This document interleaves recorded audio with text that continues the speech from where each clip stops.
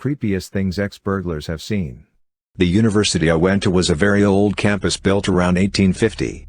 It started as an old women's college with one building and grew over the 150-plus years to include a few other more modern buildings. The central old building was always empty and constantly under construction, but it seemed like progress was very slow. It was strictly off-limits with threats of being expelled to any students caught within. I broke in 3 to 4 times with a friend. The first time we did some recon. The building was a square U-shape with a fenced-in courtyard where the school kept landscaping equipment. It was snowing quite hard, dampening the sound nicely, and it was around 1 a.m. We hopped the fence and looked for access. Everything was locked and we didn't want to break anything yet to get in. Took some pictures and noted the rooms we would try to break in through. My friend went to hop back over the fence, lost his balance and checked his balls while I attempted to spot him. At that moment I heard a young girl chuckle standing next to me, clear as day. I looked over my shoulder to see nothing but heard another giggle. I jumped over the fence and sprinted back to my dorm. The second time we actually accessed the building. We broke a window to unlock and crawled in the basement. Found a large 3-story spiral staircase that was beautiful and began to climb to the top. We could hear the airy sound of what reminded me of a record skipping over and over mixed with chanting.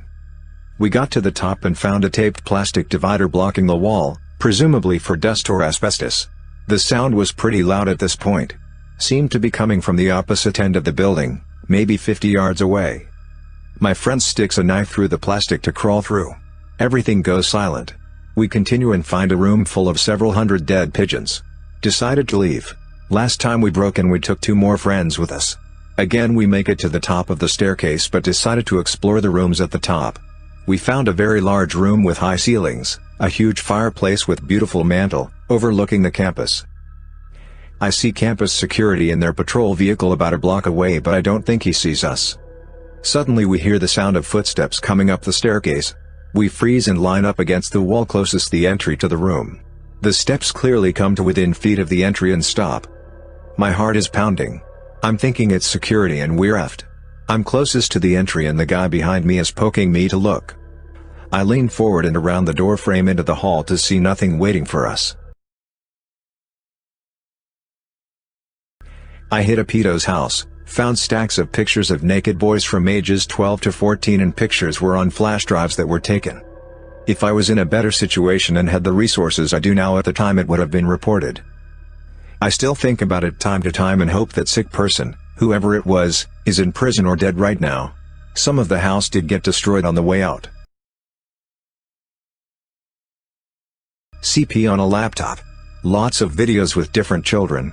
We debated leaving the laptop at the police station or turning it in ourselves. But this was late 90s early 2000s and we were pretty convinced that the local PD would excitedly arrest us and return the laptop to the person who we had stolen it from. Usually you just find weird stuff like toys in a single man's house. When I was 14 I broke into a neighbor's house and looked around. Found a big stash of polaroids of some of my friends naked. Most were younger than me. I stayed quiet for about 2 weeks just trying to figure it out. Then I broke back in and took a couple of pictures of my best friends and asked them about it.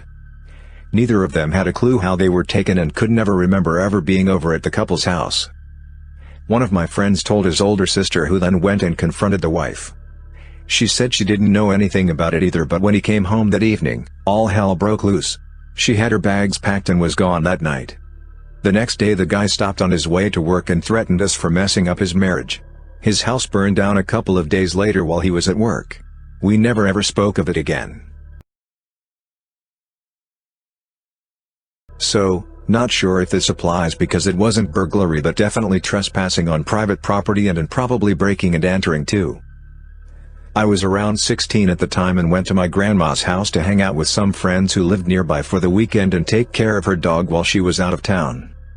I showed up at around 4 o'clock and it was around 4:30 p.m. when my friends showed up on their bikes. We started out riding down the dirt country roads for a few hours and got hot, so we decided to ride back toward town to buy something to drink. As we were riding we passed this huge dilapidated farmhouse. For some reason I had to stop and stare at it.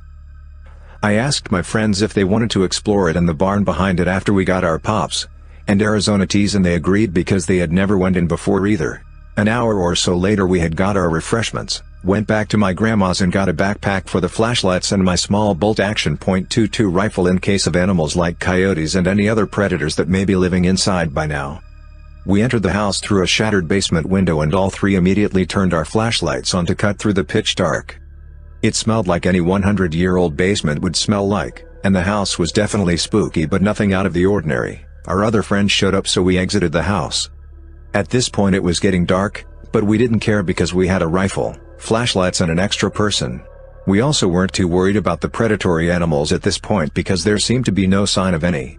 We were also close to finishing a half-gallon of peppermint schnapps between the four of us in the 45 minutes my third friend had been there.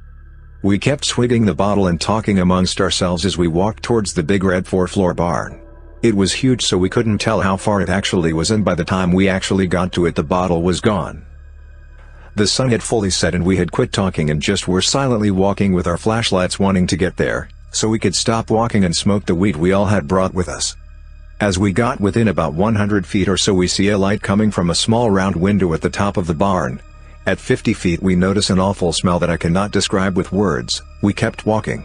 At 25 feet, we hear loud rustling and smacking sounds from inside the barn and the light was visible through the small hole in the wall on the right side of the barn shining into a bush and we were dead silent. We crept to the hole behind the bush. I wish I wouldn't have looked in because I'm still not 1000% sure what I saw. There was blood, lots of it, covering every inch of the dirt floor and splattered like paint on everything I could see. And many, many clumps of what I could only imagine was some type of flesh. It took about 2 minutes for all of us to collectively process what was happening, and we all start running back towards our bikes at the house. The 30-minute walk was sprinted in what seemed like 30 seconds. I was third in line and never looked back once. My friend in front of me did, and the look of horror on his face in my flashlight assures me to this day that I'm happy I didn't. My friend behind me also looked over his shoulder while running.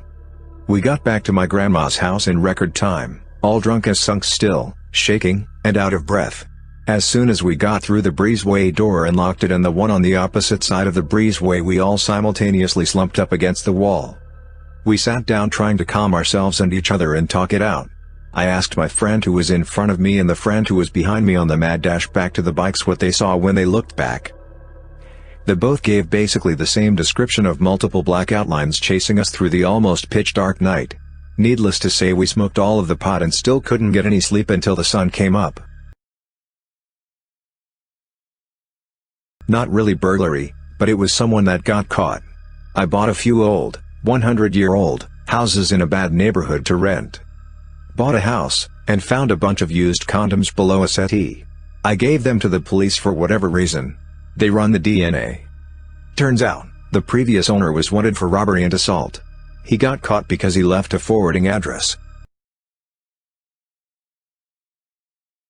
Not really burglary, but unlawful entry simply because I could. I used to do this as kind of a form of joyriding except in houses. Break in, walk around, leave everything more or less untouched.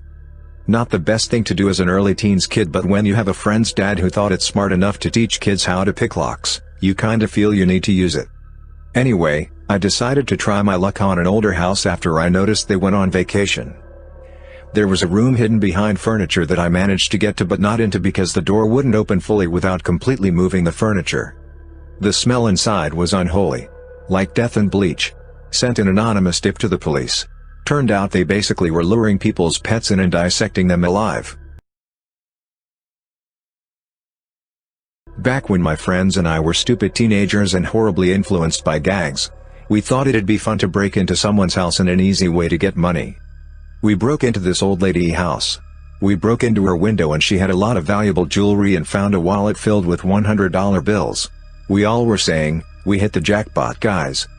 My friends were taking her jewelry and money. I saw that there was a door at the end and had a big sign that said private. Me being stupid, I opened it. My heart dropped. This lady must have been part of a cult or something because she had the star on the floor, candles, posters of people I don't even know with their faces smeared in blood or scratched up. And worst of all, there was a cross with a body and a deer head on top bleeding with its eyes sewed up. I yelled and told them to let's go. Before we left we put everything back, didn't even bother to take her things because Lord knows how she got the jewelry and money. I obviously closed that door and left. That was the only and last time we did that. I saw pictures of people around the neighborhood, even myself. I was rattled to the core. I stopped that night, but I still kind of watch my back whenever I see that guy in town. I feel like he knows exactly what I know.